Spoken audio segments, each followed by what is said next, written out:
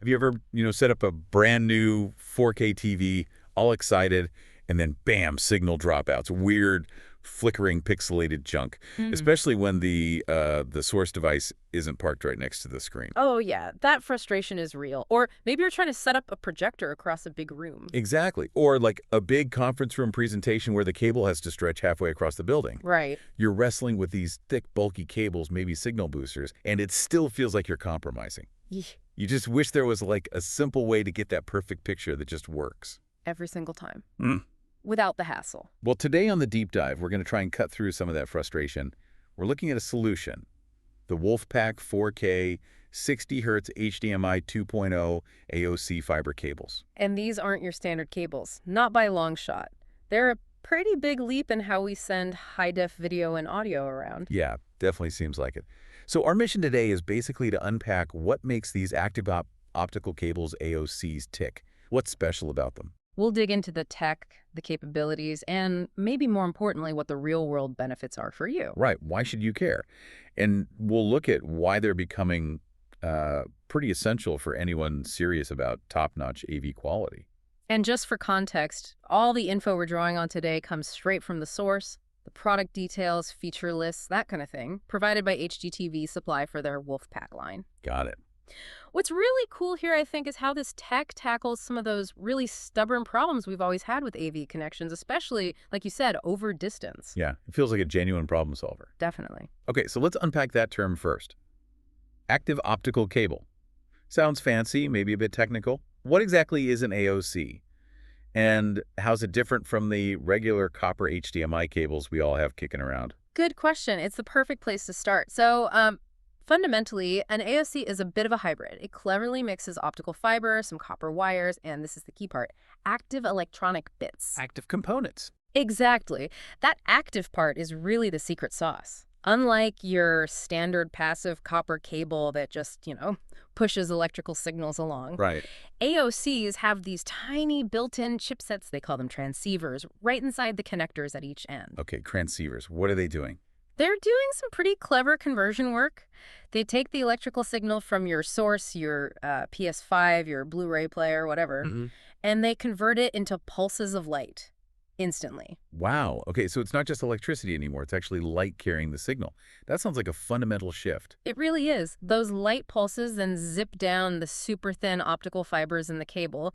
Think, fiber internet, same basic idea, but for your video. Right, like light speed for your movie signal. Pretty much. And light traveling through fiber isn't really bothered by the stuff that messes with electrical signals over copper, like signal loss over distance or electromagnetic interference from other devices. So that's why my long copper runs sometimes get flaky. That's exactly why. Copper struggles, especially with high-res signals like 4K. Once you get past maybe, 15, 20 feet sometimes, it just starts to degrade. But with AOCs, the light signal travels much, much further without that degradation. When it gets to the other end, the TV or projector, another transceiver flips it back into an electrical signal the display can understand. It's just a much more robust way to send high-speed data over longer runs. That makes a lot of sense. The active bits are doing the conversion, enabling that light speed travel. Okay, so that explains the how. Now let's get into the what's. What kind of performance are we actually talking about with these WolfPack cables? What specs make them stand out? Right. This is where they really flex their muscles for modern AV needs. Yeah. First off, they fully support 4K video at 60 Hertz. Okay, 4K 60. That's pretty standard for high-end now, right? But crucial for smooth motion. Absolutely crucial. It's not just a number on a box. It means smooth, fluid motion for sports, for gaming, for fast action scenes in movies. No judder, no annoying blurring, just crisp, clear, high-res picture. Okay, that's baseline important. But resolution and frame rate aren't everything, are they? I've seen 4K that looks kind of washed out. Or colors look weirdly blocky sometimes. How do these handle color? You're hitting on a really key point, color fidelity. These cables support 4.4.4 color space. 4.4.4. Sounds technical. What does that mean for me watching something? It basically means no color compression. Your display gets all the color information from the source. It's not having to guess or fill in the blanks, which can lead to that dullness or banding you mentioned. You get the full, rich, intended color palette. So more accurate, vibrant colors. Exactly. Maximum color detail. And that works hand in hand with their support for HDR, specifically HDR10. Okay, HDR, I know. Brighter brights, darker dark. Precisely. Enhanced contrast, much wider range of brightness and color. It just makes the image pop with realism. You see details and shadows and highlights that you'd completely miss otherwise. Nice. So 4K 60, full color, HDR10. That sounds like the trifecta for picture quality. Yeah. But sending all that data requires a lot of bandwidth, right? And what about compatibility? Do they work with all the latest standards? Good question. Yes, they need a big pipe, and they have it. They provide 18 gigabits per second 18G bandwidth. That's the throughput needed for all that data. 4K, 60 Hz, 4.4.4 color HDR all at once. 18 gigabits, okay. And critically, they're fully compatible with the modern standards you need, HDMI 2.0 and HDCP 2.2. HDMI 2.0 makes sense. That's the spec for 4K 60. Yeah. But HDCP 2.2, remind me why that's so important? HDCP 2.2 is the digital copy protection. Think of it like a digital handshake. Almost all premium 4K content from streaming services like Netflix, Amazon, Disney Plus Series, or your 4K Blu-rays requires it. So without it? Without it, you often just get a black screen or an error message. Your fancy 4K player or streamer won't output the picture. So yeah, HDCP 2.2 compatibility is absolutely non-negotiable for watching protected 4K content. These cables ensure that handshake happens correctly. Got it. So they tick all the boxes for modern 4K content delivery. And you mentioned that hybrid construction earlier. Yep. How does that play into the physical cable and the lengths they offer? Right. That hybrid build optical fiber for the high-speed data, copper for some other signals, and power is key. It allows them to be surprisingly thin and flexible, but also incredibly long. How long are we talking? These WolfPack AOCs come in a really wide range, starting at 10 meters, which is about 33 feet, already longer than reliable copper for 4K, all the way up to 100 meters. That's like 330 feet. Wow, 330 feet. That covers pretty much any conceivable in-building run, doesn't it? Just about. It really opens up possibilities for installations across large homes, auditoriums, conference centers, places where copper just wouldn't stand a chance at that resolution and quality. Okay, that length is impressive. Now, there was one detail in the source info that caught my eye, something listeners might bump into. Power. One part says, doesn't need a power supply, but another mentions it requires an active power source. Seems contradictory. How should someone understand that? Yeah, that's a good catch, and it points to a common misunderstanding with active cables. Here's the most likely situation and what you should probably expect. The cable itself does require power. Those active transceiver chips need electricity to do their conversion magic. Okay, so it needs power.